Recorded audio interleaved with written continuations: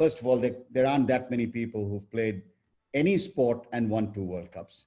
I don't think there's too many people who've had the kind of year that 2009 was for you. Ashes win, T20 World Cup win, and the 50-over World Cup win. So, those are high moments, and sometimes it's the quality, isn't it, than the quantity.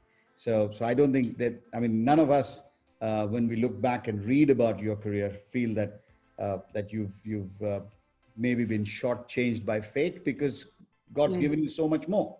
Your ability to come out and this will lead us into some of the programs you're doing for Surrey, in terms of maybe finding the next 20, 30 Ebony Rainford-Brents coming out of the inner city program, the chance to shine, this new initiative that Surrey have put out where you've tweeted about the talent you're seeing. Talk to us about that. Tell us what motivates you. It's obvious, but still, what motivates you? And yet, when you want to do programs like that, you need sponsors. You need a club, an organization, a group of people to believe in it. So how is that movement catching up? How are people really beginning to be more inclusive in the game from different communities, parts of the country, parts of the city? Yeah, really, it's a really exciting project. Also quite a frustrating one. Like I said to you, my experience has been being in England and being in London specifically, is realizing how rich it is for a community. The area that I live in and just down the road from the Oval Cricket Ground, which everyone knows is the most densely populated place in the whole country for the African Caribbean heritage community. So hence where I grew up in, there's almost more black kids walking past our gates than any other sort of demographic. But yet still, in my 25 years walking through the door, we're not seeing that transition, but we're seeing it in other sports, football, rugby, athletics.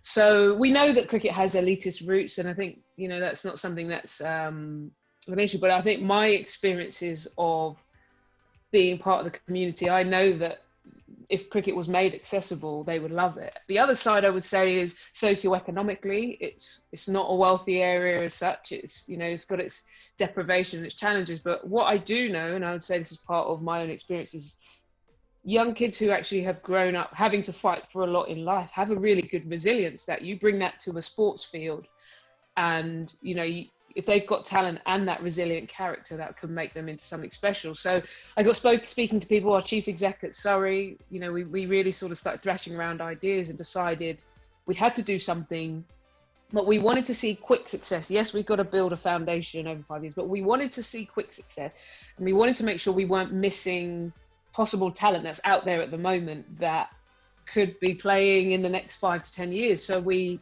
marketed it, used Sky, BBC, the black newspapers, all the networks said, just come down to the Oval, open trial day. We didn't know what we could expect, whether it was kids who were throwing the ball backwards or what. But what was mind-blowing is we had about 100 kids register and come through and go through the trials, and we had to double the number of scholarships we were going to offer to 25 because there was so much decent talent. We just had one of the players who played a few games in our training this summer, who played a game for the Surrey under-18s and held his own, which, you think about, some of these players could be playing for Surrey in 3 to 5 years if the investment is put in there. And so what it taught us is so many things. One, there's talent on our doorstep that we are not giving a looking or giving access. I think that's around the world. We don't have good community opportunities right in the hearts of all these communities that they can learn and grow. But also there was real big interest from, for example, the African Caribbean communities. So I think there are lots of projects going on in England specifically that if we get our heads together, we've started to get some investment, and hopefully we're going to have an announcement in the next month or so. The dream now at the moment is to take this national and just go on a hunt for diverse talent. And, I want to see from the black community, but the Asian community is underrepresented compared to what we actually have in the UK. The amount of, for numbers, British Asians, the white working class in the Northeast, I'd like to see more lower socioeconomic groups make it through. So the model that we're trying to develop is how we go out and find that talent and then support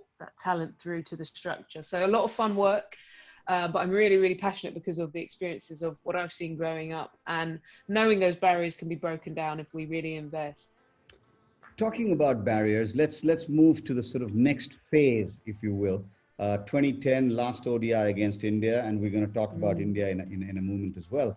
But as you sort of decided that you had maybe you weren't delivering to your own standards in playing for England, or whatever other reasons there may have been, you decided to sort of call it quits from a playing for England perspective internationally. And at that point in time, did you really know, or did you already have something which told you that, okay, I'm going to make a career in broadcasting, or I'm going to do commentary, I'm going to write a column, I'm going to do whatever? Or was it, again, one of those things where you sort of said, this is what I am going to do now, and we'll just see what happens? Which way was it? So me and you have had conversations many times about fate, and trusting maybe some of the elements. I don't know what you want to call them in the bigger universe. I think my next phase, when I left playing, I had zero clue what I was going to do. it was like an intuitive, I've got to hang up my boots now.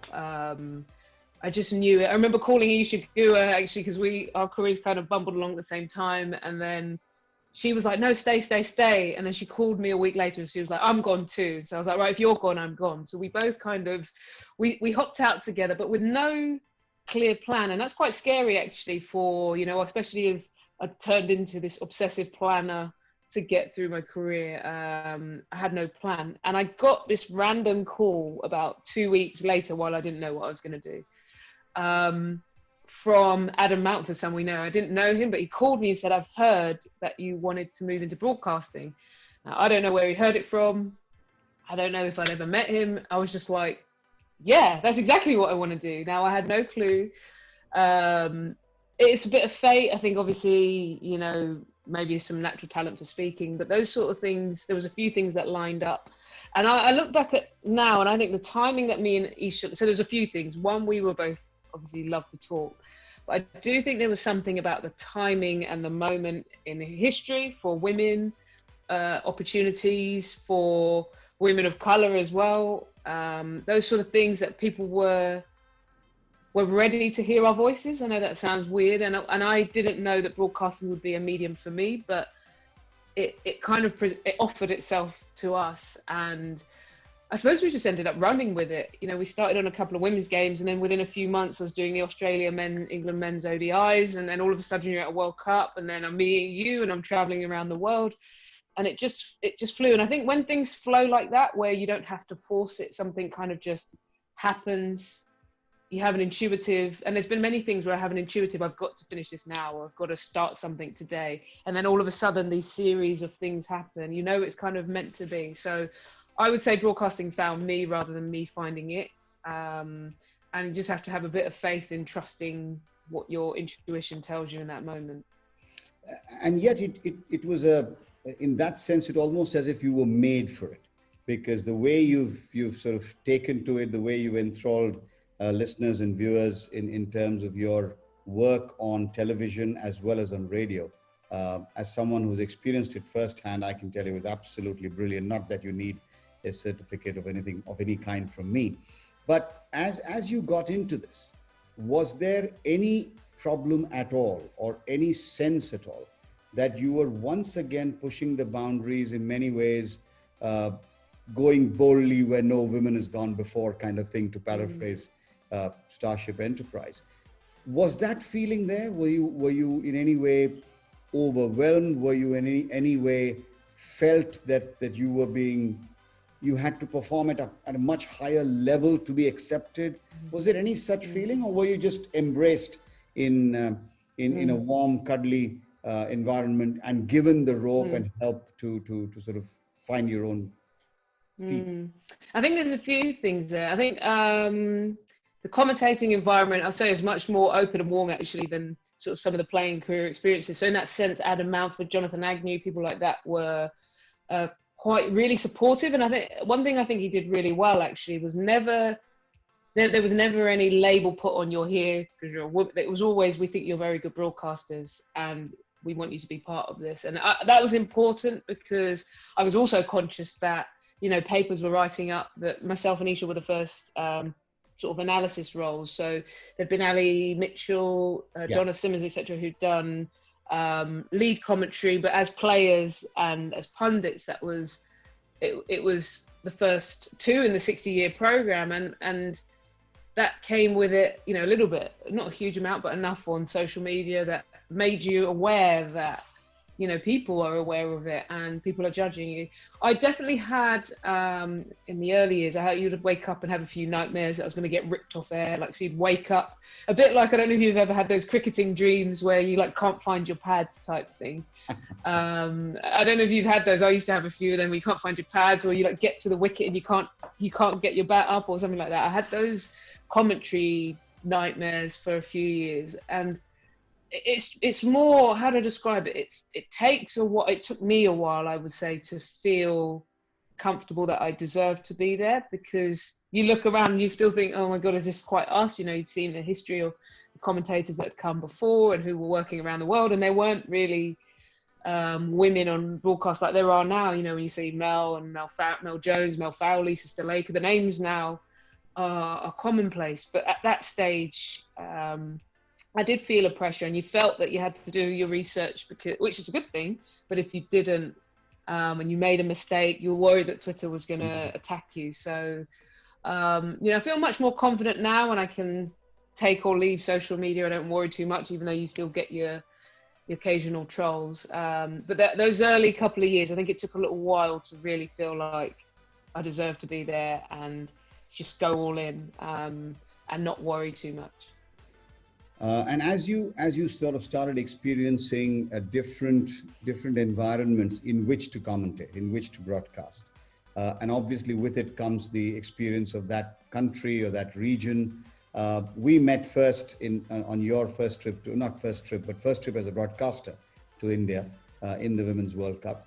And talk to us about how it was going back to the Caribbean when you did commentary there, because in a way you were returning to your roots. How it was to come out and sort of look at India from a different lens of sitting in an air-conditioned box and not out in the heat and competing in a sense. How different was it? What has it done to you as a person? And what would you say to people who would like to think of broadcasting or being involved with the sport and going around the world? What does it do to you as a person? I know it's added to your bucket list, and we're going to come to that in a minute. Yeah, I think, travel has mostly been something that I'm most fortunate for as a player and broadcaster. I think you have such different experiences as a player because you're going there under a certain kind of pressure of performing and stuff like that. Whereas when you broadcast, your job is there to sell the game to the masses. And I think women's cricket, you knew that you had to make sure that you were 1,000% on, because anyone who catches a glimpse, you wanted them to feel like this was something special. The men's game, slightly different. You need to keep educating and informing the audience on what they want to hear. So I think I had to learn that. But I think the travel as well is, different styles, like learning and working with you and your style of commentaries would be very different to a West Indian commentator, an Australian commentator. And I think that difference, like for example, Australia, if I was doing radio commentary, they're cricket and much more sort of focused. TMS might be a little bit story based, then go into the cricket and story, and you had these different styles. And also the pleasure of being able to sit down and learn your craft from a variety of different sources was something that I really valued. And, going to India, and that was the first kind of major trip I went on. I would just say the richness of the community, the love for it. I think that's one thing about when I've traveled to your country, is that love deepens your love for it, and then deepens your love for broadcasting, because you're realizing like the impact all of this has on different communities around the world. Going back to West Indies has been good fun because, like you say, those roots, and people kind of really proud, I think that's the word I would say, of seeing a black woman who's doing well, from an English perspective. Like I'd always get that sort of love and support, which has been really nice. A bit of freedom, so your commentary can be a little bit more fun and free because there is that joy. So I would say to anyone getting into broadcasting, it's the joy of not just learning your craft in your little world of what you know and where you are. It's being able to see how the world loves what you do, and that's something that you know, if anyone, and you've had the chance, but anyone who has the chance to do that, it's such an enriching experience. You know, I feel so lucky. It certainly is, and we have to consider ourselves blessed in that sense.